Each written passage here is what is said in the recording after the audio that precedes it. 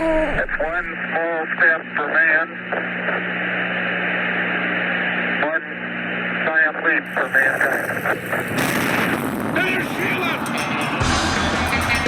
Esto es Historia Freak, donde toda historia tiene algo de historieta. Con ustedes, su anfitrión, Joaquín Barañao.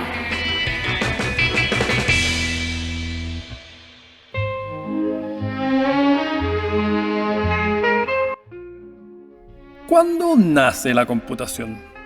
Pues bien, depende de la definición. Si entendemos la computadora como un aparato que asiste a computar, hay que remontarse al menos a un trozo de peroné de babuino de 21.000 años hallado en el Congo, confeccionado para operaciones aritméticas. Los quipus facilitaban la computación en los Andes hace ya 6 milenios y el ábaco alivianaba la carga mental hace 4,5 en el creciente fértil. Más parecido a la computación moderna era la máquina diferencial, 100% mecánica, que Charles Babbage proyectó en la década de 1820 con el objetivo de tabular funciones polinomiales. El diseño era correcto y el gobierno británico destinó 1.700 libras, pero la metalurgia de la época no daba el ancho para fabricar piezas con la precisión y cantidad necesarias. Nunca se terminó. Luego diseñó la más general máquina analítica. Aunque tampoco llegó a construirse, Ada Lovelace, hija de Lord Byron, escribió instrucciones y con ello el primerísimo código computacional. Así que ya ve, esta hipermasculinizada disciplina la inauguró una mujer. Con notable capacidad prospectiva, Lovelace adelantó que estos artefactos podrían algún día superar la frontera de los meros cálculos matemáticos y penetrar el reino de las artes. La máquina podría componer elaboradas piezas musicales y científicas de cualquier grado de complejidad o alcance. Tan en lo cierto estaba que la música que hemos venido escuchando fue compuesta por una máquina.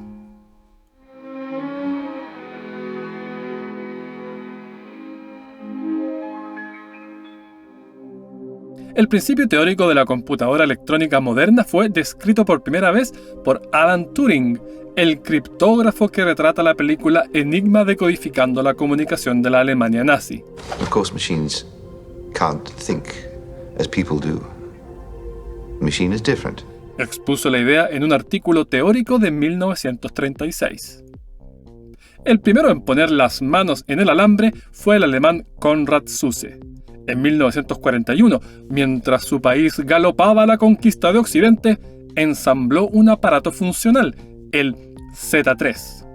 Tardaba 3 segundos por multiplicación, chupaba 4.000 watts, pesaba 1 tonelada y soportaba 176 bytes, poco más del 1% que el proyectado por Babbage. Acabó destruido en un bombardeo de Berlín en 1943. Los prototipos Z1 y Z2 fueron pulverizados en otro ataque meses después. El desarrollo del Z4 lo detuvo un tercer maltrato aéreo. Tras zigzaguear de escondite en escondite, Zuse acabó por huir de Berlín y del cada vez más cercano Ejército Rojo y se las enrumbó a Gotinga. Allí, este prófugo de la artillería pudo retomar la fundación de la tecnología más revolucionaria del siglo XX. Y el Z4 debutó cuando de Alemania solo quedaban colgajos, 10 días antes de la rendición. En medio de la algarabía por el desenlace de 6 años de hecatombe bélica, pocos se enteraron del prodigio que incubaban las ruinas de una nación destrozada. En Estados Unidos transitaban hacia la misma cumbre empujados por la demanda aritmética balística. Se requerían cientos de tablas para distintas condiciones meteorológicas y, en su elaboración, trabajaba un ejército de computadoras, como se denominaba al personal. Mayoritariamente mujeres, motivos por el que acuñaron el concepto de kilogirl, o 1000 horas de cálculos de una de ellas. Con el objetivo de optimizar esta fatiga salió al paso el Integrador Numérico Electrónico y Computador, o ENIAC. No alcanzó a optimizar la ciencia de matar y recién en 1946 demostró que los humanos podíamos comenzar el outsourcing de cerebro. Aunque no desde el bolsillo, claro. 27 toneladas, 30 metros y tan sediento de electricidad que al operar atenuaba las bombillas de toda Filadelfia. Fue en medio de ese universo que Sir Charles Darwin, nieto del naturalista y director del Laboratorio Nacional de Física británico, declaró que es muy posible que una máquina sería suficiente para resolver todos los problemas que sean demandados de ella por todo el país. un chip con esa capacidad es hoy casi microscópico y aún así el ENIAC procesó más aritmética en sus primeros 10 años que toda la humanidad a lo largo de toda su historia hasta ese momento. La creación de lenguajes de programación para el ENIAC fue liderada por el húngaro Neumann János, o John von Neumann, la versión anglificada desde que se mudó a Princeton. Ahí se instaló a deslumbrar al mundo mientras emitía marchas alemanas a todo volumen en su gramófono.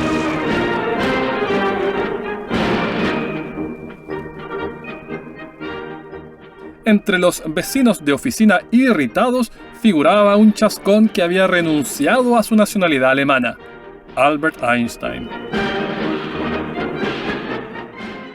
Ah, von Neumann, uno de los candidatos serios al sujeto más brillante que ha pisado la Vía Láctea. Permítame un paréntesis para ayudarle a dimensionarlo. A los 6 años dividía en su cabeza 2 números de 8 dígitos cada uno. A los 8 dominaba el cálculo. Este niño infernal hablaba griego clásico y bromeaba en esa lengua.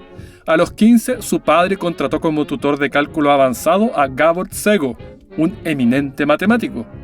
Tras su primera sesión, Szego quedó tan asombrado que regresó a casa con lágrimas.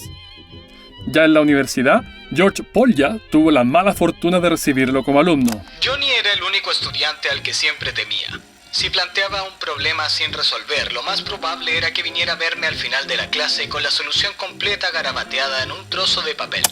Enrico Fermi le dijo una vez a Herbert Anderson, una de las cabezotas del proyecto Manhattan: Johnny puede hacer cálculos en su cabeza 10 veces más rápido que yo, y yo puedo hacerlos 10 veces más rápido que tú.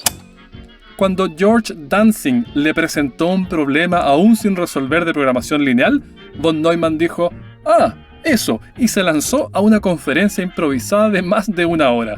Lo resolvió creando al paso una teoría nueva. Y Dantzig no era precisamente un bobalicón, es el patriarca de la programación lineal, nada menos, y su hazaña en Berkeley llegó hasta el cine. Llegó tarde a una clase y vio 2 problemas en el pizarrón. Asumió que era tarea y los resolvió. Cuando su profesor vio el trabajo, no caía en sí de gozo. Eran ejemplos de teoremas aún no resueltos. Dantzig comentó que le habían parecido un poco más difíciles que de costumbre. Matt Damon lo recrea en Good Will Hunting, aunque con toda la exageración, con toda la magia del cine. We just couldn't wait until Monday to find out. Find out what? Who proved the theorem? No solo el procesador de von Neumann era apabullante, también su disco duro. Cuando le pidieron citar el inicio de Historia de 2 ciudades de Dickens, recitó el texto sin parar hasta que 15 minutos después le dijeron: «Basta ya, Juanito, que queremos almorzar». Entretenía a visitantes en la casa familiar memorizando una lista seleccionada al azar de nombres, direcciones y números de la guía telefónica. Además de su catarata de estudios en matemáticas, química y biología, de construir el marco matemático de la física cuántica y de coescribir el texto fundante de la teoría de juegos, sentó las bases de la arquitectura computacional hoy predominante. Esa arquitectura encontraría un campo de aplicación más vasto de lo que von Neumann jamás imaginó, porque el año posterior al debut del ENIAC, 3 científicos de Bell Labs inventaron el transistor. Reemplazaba los tubos de vacío en 2 funciones básicas. Primero, admitir o cerrar el paso de corriente, tal como lo hace un interruptor. Si la admite, la convención es que para el computador eso representa un 1. Caso contrario, 0. Por eso decimos que la lengua nativa de las máquinas es el binario, un mundo de unos y ceros. La segunda función principal de los transistores es amplificar señales eléctricas, y eso es lo que permite que pequeñas corrientes devengan en reproducción de sonido, procesamiento de señales, transmisión de radio, etc. La mayoría de los transistores son de silicio, que conduce electricidad mejor que un aislante como el plástico, pero peor que un conductor como el cobre. Por eso lo de semiconductores y por eso lo de valle del silicio y no valle de la silicona. Vaya a psicoanalizarse de una vez. En Bell Labs, obviamente ganaron el Nobel, aunque apenas un Nobel ni siquiera alcanza a empezar a reconocer cómo este ladrillo básico de la computación permitió reconfigurar la humanidad toda. Claro que la adopción del transistor no fue inmediata y durante algunos años el tubo de vacío se mantuvo en la médula del cerebro electrónico. El mismo 1947 en que los transistores debutaron en el laboratorio nació el lenguaje ensamblador, o assembly, un mecanismo para dar instrucciones a los computadores, el ancestro de los lenguajes de programación. Era una pesadilla críptica que espantaría a cualquier programador moderno, con una estructura cercana al lenguaje de la electricidad en que las máquinas son nativas. Hoy pocos tienen la necesidad de entenderlo, por ahí algunos desarrolladores de chips o algún técnico del Servicio Tributario de Estados Unidos, porque el archivo que contiene la información de los contribuyentes opera en assembly. Esta reliquia descansa en computadores IBM de 1960 y la información yace, créalo o no, en cintas magnéticas, aún el estándar de oro de almacenamiento masivo si no se requiere velocidad.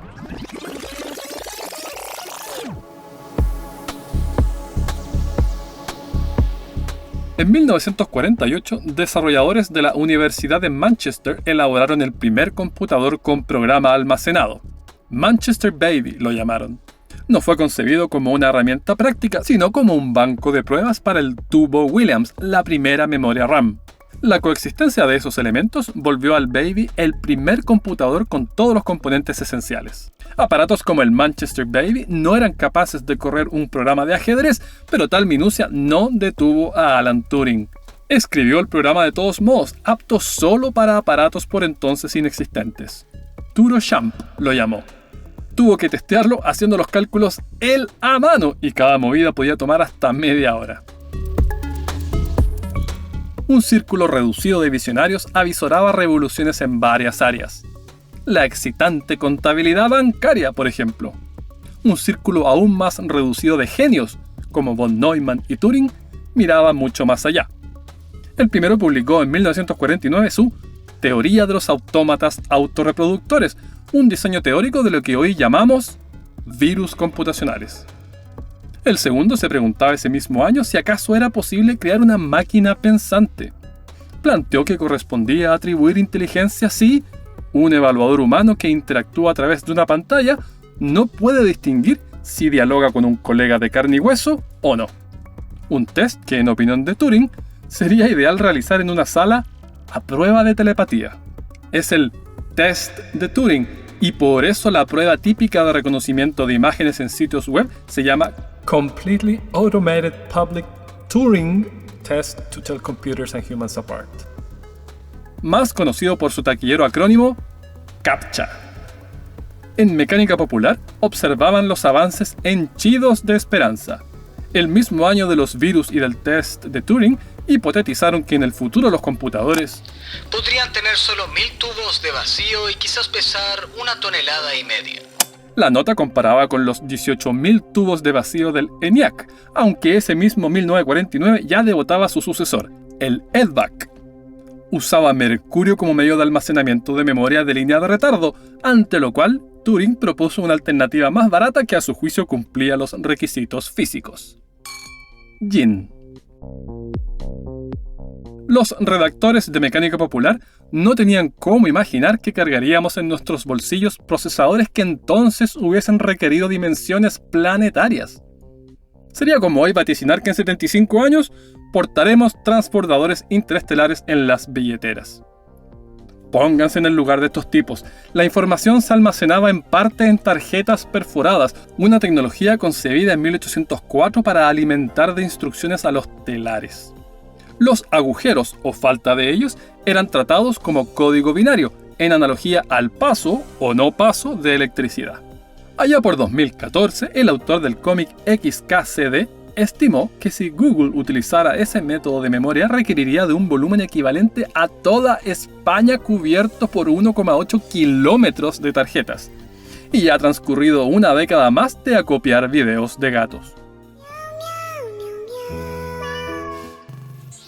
Aún en un mundo que enfrentaba las limitaciones de las tarjetas perforadas, Turing osó vaticinar algo que recién ahora comienza a sonar no ridículo. Las máquinas no tardarán en superar nuestras febles capacidades y asumirán el control.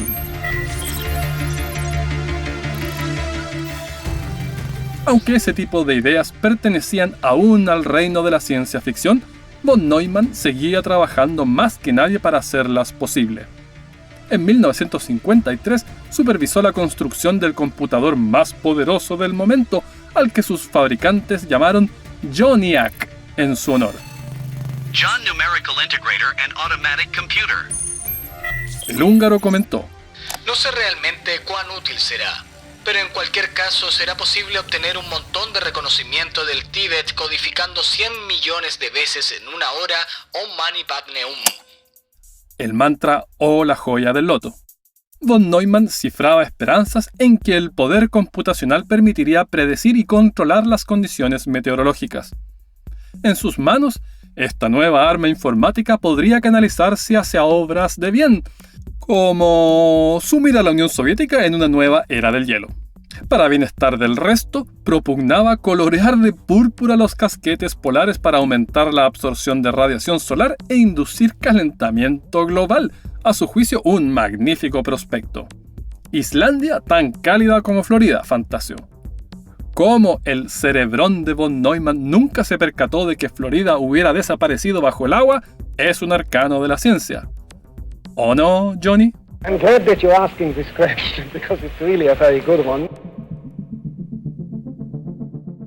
Hoy sabemos que el poder computacional sí puede predecir las condiciones meteorológicas, pero ni von Neumann ni Turing alcanzaron a corroborarlo. El húngaro, por un cáncer pancreático desgraciado.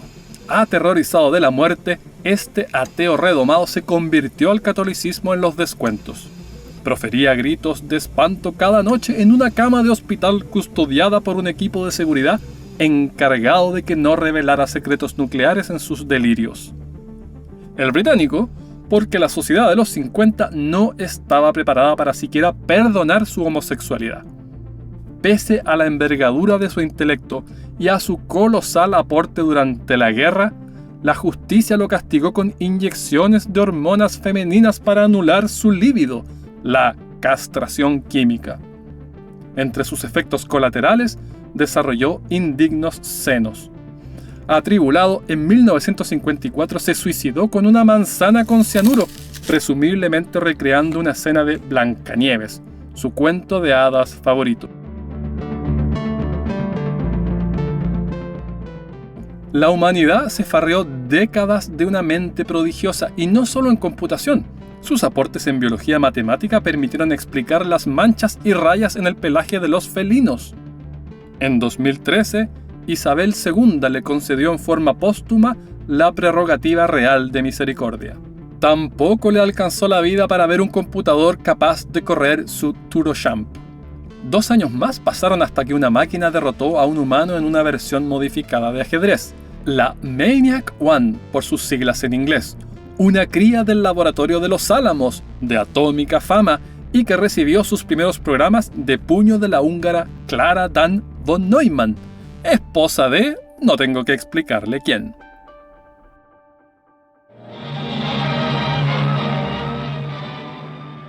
Ese mismo 1956, IBM lanzó el primer computador con disco duro. Traía 3,75 megabytes y se arrendaba a $37,600 en plata de hoy.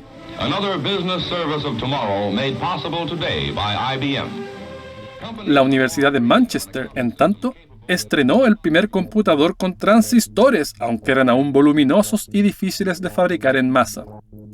Eso comenzó a cambiar con el transistor de efecto de campo de metal óxido silicio, o MOSFET por sus siglas, también parido del intelecto de los capos de Bell Labs.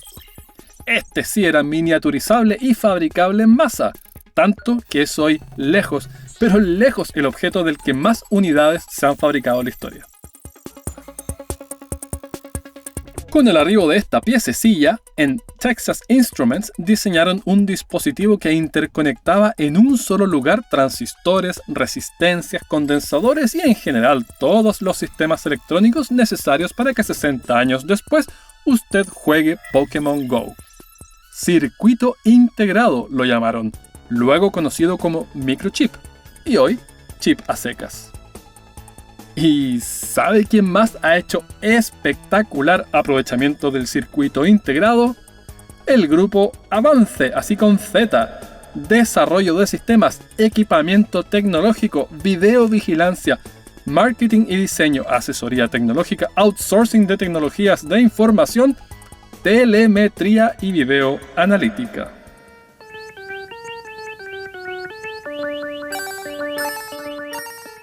Entrando a los 60, ya no era necesario ser un especialista para comprender que se venía la grande. El 65, el cofundador de Intel, Gordon Moore, predijo que, al menos durante una década, el número de transistores en un circuito integrado se duplicaría cada año. Cumplido el plazo, moderó el pronóstico a duplicaciones bianuales. Los humanos no estamos cableados para encajar en la mollera al crecimiento exponencial. El matemático, no el barbárico sinónimo de mucho en que se ha convertido en el habla coloquial. Piense en el Ford Mustang del 65. Si hubiera progresado a la tasa lenta de duplicaciones bianuales, a 2024 rendiría 6,5 miles de millones de kilómetros por litro o 161.000 vueltas a la Tierra y alcanzaría 127 veces la velocidad de la luz, un sinsentido físico. Tras casi 6 décadas, seguimos cumpliéndole a Moore. Es realmente asombroso que un crecimiento exponencial se sostenga durante tantos años. Aunque ya hay quienes advierten que el apretuje de transistores se aproxima al límite atómico, y el CEO de Nvidia afirmó que la ley de Moore está muerta. La gerenta de desarrollo de Intel, sin embargo, retrucó que no vemos fin a la innovación y por lo tanto tampoco fin a la ley de Moore.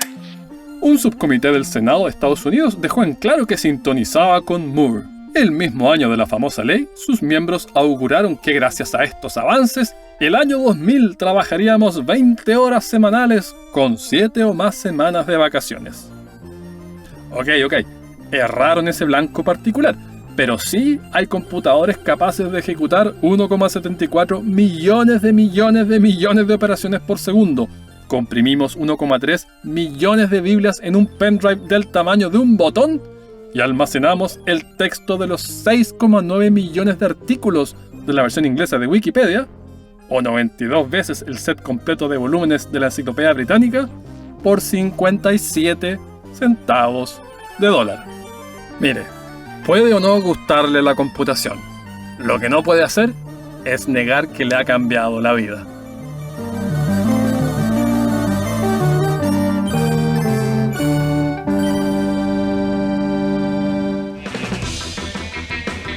Esto fue Historia Freak, escrito y narrado por Joaquín Barañao.